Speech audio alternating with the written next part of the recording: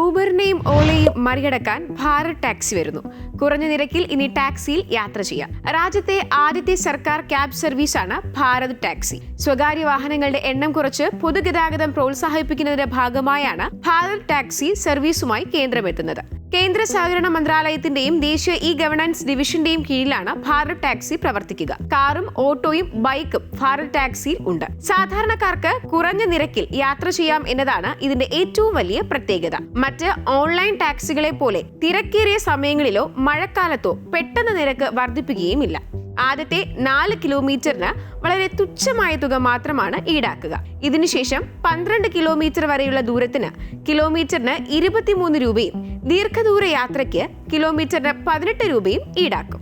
ഇത് നിലവിലെ മറ്റ് ടാക്സികളുടെ നിരക്കിനേക്കാൾ വളരെ കുറവാണ്. യാത്രക്കാർക്ക് വിവിധ തരത്തിലുള്ള റൈഡുകൾ ബുക്ക് ചെയ്യാം. അതായത് non AC, AC, premium, XL വിഭാഗങ്ങൾ.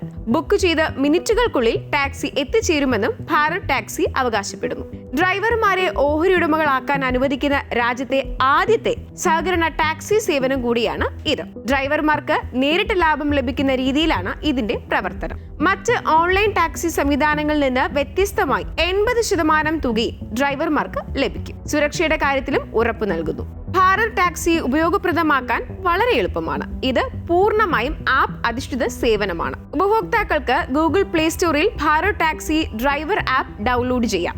ഡൗൺലോഡ് ചെയ്യുമ്പോൾ app Sahakar taxi cooperative limited വികസിപ്പിച്ചതാണെന്ന് ഉറപ്പാക്കണമെന്ന് മാത്രം.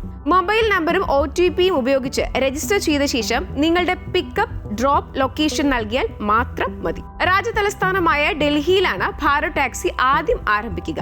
പിന്നീട് മുംബൈ, പൂനെ, ഭോപ്പാൽ, ലക്നൗ, ജയ്പൂർ തുടങ്ങിയ 20 നഗരങ്ങളിൽ ലഭ്യമാക്കും. പൂർണ്ണതോതിൽ രാജ്യമൊട്ടാകെ വ്യാപിപ്പിക്കാനാണ് കേന്ദ്രത്തിന്റെ പദ്ധതി.